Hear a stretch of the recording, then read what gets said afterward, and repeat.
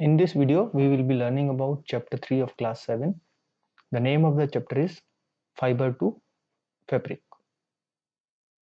तो fibre to fabric हमने 6th class में भी पढ़ा है और 6th क्लास में हमने देखा था कि नेचुरल फाइबर्स क्या होते हैं और सिंथेटिक फाइबर्स क्या होते हैं। तो नेचुरल फाइबर्स होते हैं जैसे कि वूल, सिल्क, जो कि हम या तो प्लांट से या फिर एनिमल से लेते हैं, जैसे कि कॉटन हो गया। कॉटन भी एक फाइबर है, वूल है, सिल्क है, तो ये या तो हम प्लांट से लेते हैं या एनिमल से मिलता है हमको। और कुछ सिंथेटिक फाइबर्स होते हैं जैसे नायलॉन, जो कि केमिकली बनता है, मैन मेड होता है, जो केमिकल से बनता है और लैब में बनता है, लेबोरेटरीज में। तो अब इस चैप्टर में हम बेसिकली पढ़ने जा रहे हैं वूल और सिल्क के बारे में, जो कि वूल कैसे हमको मिलती है और उसको बनाने का क्या प्रोसेस है, और सिल्क कैसे हमको मिलता है और उसको बनाने का क्या प्रोसेस है। तो let's study the chapter. Wool is obtained from the fleece, hair of sheep और याक। तो वूल जो होती है वो हमको फ्लीस से मिलती है। और फ्लीस क्या होता है? या तो शीप होती है, शीप के हेयर्स, या याक के हेयर्स। ये फ्लीस होती है जो आप देख सकते हैं, जो कि शीप के कट हेयर्स हैं। ये है फ्लीस।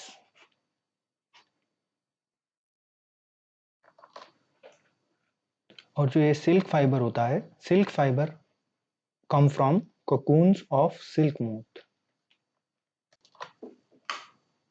तो silk fibre comes from cocoon of the silk moth. जो सिल्क जो फाइबर होता है, जो रेशम का धागा होता है, वो सिल्क मोथ यानी जो सिल्क का कीड़ा होता है, कीट, उसका जो शेल होता है, शेल कोकून जिसके अंदर वो डेवलप होता है, वो एक एग की शेप का होता है और उसके अंदर, उसके ऊपर खूब सारे फाइबर, सिल्क के फाइबर लिपटे होते हैं, तो उससे मिलता है। तो ये हम आगे देखेंगे कि ये कैसे बनता है। Do you know which part of the sheeps body yields fibre? क्या आपको पता है कि शीप के जो फाइबर है, यानी शीप से जो वूल निकलता है, ऊन का जो फाइबर होता है, वो कौन सी पार्ट से बनता है? Are you aware how these fibres are converted into the woollen yarn that we buy from the market to knit sweaters? और क्या आपको ये भी पता है कि ये जो फाइबर होता है, जो हमें शीप से मिलता है, जो जो रेशा मिलता है, उससे वूल को कैसे डेवलप किया जाता है, यानी ऊन को कैसे बनाया जाता है, जो हम नेट स्वेटर बनाने के लिए बाजार से खरीदते हैं, या जिससे बने हुए स्वेटर हम बाजार में लेते हैं। So do you have any idea how silk fibres are made into silk which is woven into saris? और सिल्क कैसे फाइबर बनता है और सिल्क कैसे बनता है, और जिसको हम साड़ी के रूप में, सिल्क की साड़ी के रूप में बना हुआ देखते हैं। तो इस चैप्टर में हम ये इन क्वेश्चंस के आंसर फाइंड आउट करेंगे। तो सबसे पहले है animal fibre, wool and silk. तो इस चैप्टर में बेसिकली हम वुल और सिल्क के बारे में ही पढ़ेंगे। सो फर्स्ट है wool. So wool comes from sheep, goat, yak and some other animals. तो जो वुल है, वुल सिर्फ शीप से ही नहीं मिलती है, बल्कि गोट से भी मिल सकती है, याक से भी मिलती है। याक एक तरह का एनिमल होता है जो कि हाई अल्टीट्यूड एरियाज में या माउंटेन रेंजेस में होता है, या लद्दाख, ले लद्दाख के एरिया में होता है, एंड सम अदर एनिमल्स। तो शीप, गोट, याक और बहुत सारे कुछ और एनिमल्स से भी हमको वुल मिलती है, यानी ऊन मिलती है। These wool yielding animals bear hair on their body. तो जो ये ऊन देने वाले एनिमल्स हैं, वुल देने वाले, जो इससे हमें वुल मिलती है, उनके बॉडी के ऊपर हेयर्स होते हैं। Do you know why these animals have a thick coat of hair? तो हेयर्स उनकी बॉडी पे क्यों होते हैं, उसका रीजन है, hair trap a lot of air, air is a poor conductor of heat, so you would learn in chapter 4. So hair keeps these animals warm. Wood is derived from these hairy fibers. तो जितने ये वूल देने वाले animals हैं, जैसे sheep है या याक है, या गोट है, इनके जो बॉडी होती है उसके ऊपर एक थिक लेयर ऑफ हेयर्स होती है, यानी कि उनके बाल होते हैं, एक थिक कोट होता है बालों का, जैसे इस शिप के ऊपर आप देख सकते हैं। तो ये क्यों होता है? क्योंकि इसके अंदर ये जो वूल है ये हीट को कंडक्ट नहीं करती, यानी अंदर की हीट बाहर नहीं जाने देती और बाहर की जो सर्दी है वो अंदर इसको गोट को नहीं लगने देती, तो इसको वार्म रखती है। जो ये वूल है वो हम इन हेयर्स के फाइबर से ही बनाते हैं, यानी ऊन जो है इनके इस हेयर्स के फाइबर से ही बनती है, जिसको हम फ्लीस बोलते हैं। सो ये activity 3.1, feel the hair on your body and arms and those on your head. Do you find any difference? Which one seems coarse and which one is soft? तो ये एक्टिविटी जो है इसमें कहा गया है कि आपकी बॉडी और आर्म्स जो हैं, हाथों के हेयर्स को और हेड के हेयर्स को हाथ लगा करके आप उनको फील कीजिए और ये देखिए कि उसमें से हार्ड वाले बाल कौन से हैं, हेयर्स कौन से हैं और सॉफ्ट वाले कौन से हैं। कोर्स का मतलब होता है थोड़े हार्ड, हल्के से, मोटे और हार्ड। तो हम ये पाएंगे जब हम हाथ लगाएंगे तो कि हमारे जो बॉडी के हेयर्स हैं वो सबसे सॉफ्ट हैं और जो हमारे हेयर्स हेड के हैं वो थोड़े से हार्ड हैं और थिक हैं। So like us, the hairy skin of the sheep has two types of fibers that form its fleece। यानी हमारी तरह ही शीप के भी दो तरह के हेयर्स हैं, फाइबर्स हैं, जो कि फ्लीस, जो उसके कोट को बनाते हैं। जो जो ये हेयर्स हैं दो तरह के हैं, the coarse beard hair and the fine soft under hair close to the skin. तो दो तरह के हेयर्स हैं, एक तो जो ऊपर ऊपर के बाल हैं जो मोटे मोटे हैं, और दूसरा अंदर के, इसके अंदर जो हम ऊपर के बाल अगर हम कट कर दें तो अंदर जो स्किन के पास के बाल हैं वो सॉफ्ट होते हैं। So the fine hair provide the fibres for making wool. तो जो अंदर के सॉफ्ट फाइन हेयर्स होते हैं उनसे हम वूल बनाने के लिए फाइबर ले, वो उनसे फाइबर बनता है जिससे वूल बनती है। Some breeds of sheep possess only fine under hair.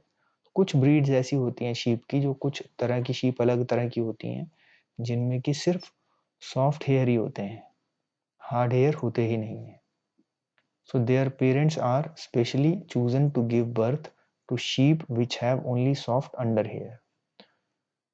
तो जो ये लोग ऊन बनाते हैं, वूल बनाते हैं उस अच्छे वाली ऊन शीप से जिनके हेयर्स बहुत फाइन होते हैं, वो क्या करते हैं कि वो दो पेरेंट्स को लेते हैं, एक मदर फादर, बेसिकली दो पेरेंट्स को लेते हैं जिनकी खुद की स्किन जो है बहुत अच्छी होती है और जो जो जिनके हेयर्स बहुत सॉफ्ट होते हैं, और उनसे जो बच्चे डेवलप होते हैं वो भी, उनकी भी जो हेयर होते हैं वो सॉफ्ट हेयर होते हैं, अंडर हेयर जो होते हैं। सो ऐसे इस प्रोसेस को, जिसमें कि पेरेंट्स, ऐसे पेरेंट्स चुने जाते हैं जिनके सॉफ्ट हेयर्स हैं और जो उनके बच्चे जब होते हैं तो वो भी, उनके भी सॉफ्ट हेयर होते हैं।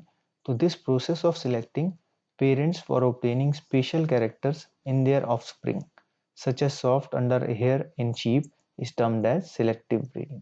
तो जो ये प्रोसेस है जिसमें कि हम बच्चों को उनके पेरेंट्स से चुनते हैं, उनके पेरेंट्स को सिलेक्ट करते हैं और ऐसे बच्चे होते हैं जिनकी सॉफ्ट हेयर्स होते हैं, अंडर हेयर्स होते हैं, उसको हम सिलेक्टिव ब्रीडिंग बोलते हैं, सिलेक्टिव ब्रीडिंग।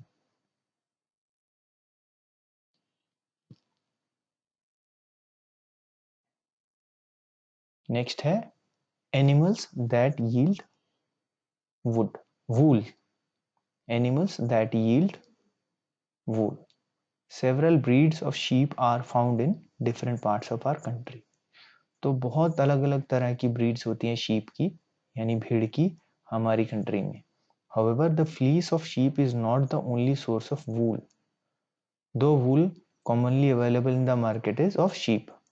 तो जो ये शीप होती है, सिर्फ इसी की वूल हमारे यहाँ इस्तेमाल नहीं होती है, हमारी कंट्री में बहुत सारे अलग अलग और भी एनिमल्स हैं जिनकी वूल हम, जो इससे हम वूल बनाते हैं जिनके हेयर से,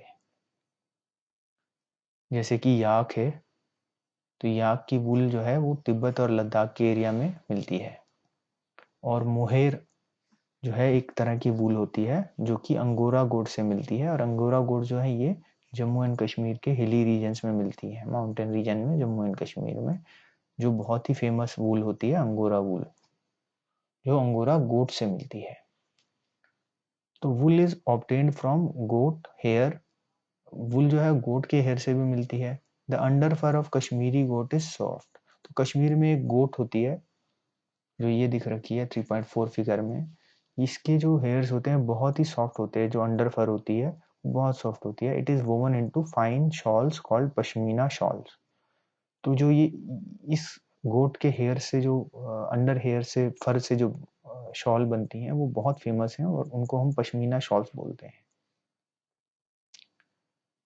the fur on the body of camels is also used as wool, तो जो कैमल्स होते हैं आप देख सकते हैं ये कैमल है, तो कैमल्स की बॉडी पर भी जो हेयर्स हैं उससे भी वुल बनती है।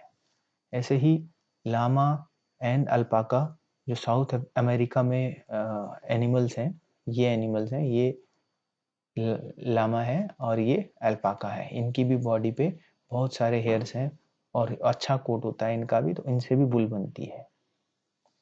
अभी एक्टिविटी 3.2 है। Collect pictures of animals whose hair is used as wool. Stick them in your scrapbook. If you are unable to get pictures, try and draw them from the ones given in this book. तो ये एक activity है जिस activity में हमें बोला गया है कि हमको इन जो जो एनिमल्स वूल देते हैं उनके पिक्चर्स कलेक्ट करने हैं और उनको अपनी स्क्रैप बुक में लगाना है। और अगर हमको वो पिक्चर्स नहीं मिलते हैं तो हमें जैसे ये पिक्चर दी हुई है इनको ड्रॉ करना है स्क्रैप बुक में। Find out words for sheep, goat, camel and yak in your local language and also in other language of our country. तो और दूसरे ये कि हमें ये जितने भी एनिमल्स हैं इनको लोकल लैंग्वेजेस में क्या नाम लेते हैं, जैसे कि शीप को हम भेड़ बोलते हैं, गोट को हम बकरी बोलते हैं, कैमल को हम ऊंट बोलते हैं, याक को हम क्या बोलेंगे उनकी लैंग्वेज में। तो ये हमें फाइंड आउट करना है कि लोकल लैंग्वेज में या अदर लैंग्वेजेस में जो कंट्री में बोली जाती हैं उनमें इनको क्या बोलते हैं। तो ये एक्टिविटी 3.2 है। अब activity 3.3, procedure outline maps of India, procure outline maps of India and the world. Find out and mark the places on the map where you find animals that provide wool. Use different colors to denote the location for different wool yielding animals. तो ये activity 3.3 में कहा गया है कि हमें world का और इंडिया का मैप लेना है और उस पर हमें ऐसे प्लेसेस मार्क करने हैं जहां पर एनिमल्स की वुल मिलती है और उनको अलग अलग कलर देना है, लोकेशन देनी है, ताकि हमें पता चल सके कौन से एनिमल की वुल कौन सी जगह पर मिल रही है। तो ये एक्टिविटी 3.3 है।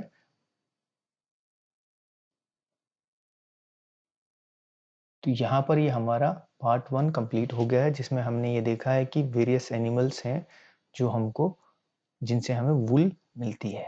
अब नेक्स्ट हम देखेंगे कि हम जो हमको वुल का फाइबर मिलता है इन एनिमल से, उससे वुल को कैसे प्रोसेस करते हैं और वुल कैसे हमको मिलती है और क्या क्या प्रोसेस है उसका। तो नेक्स्ट वीडियो में मिलते हैं।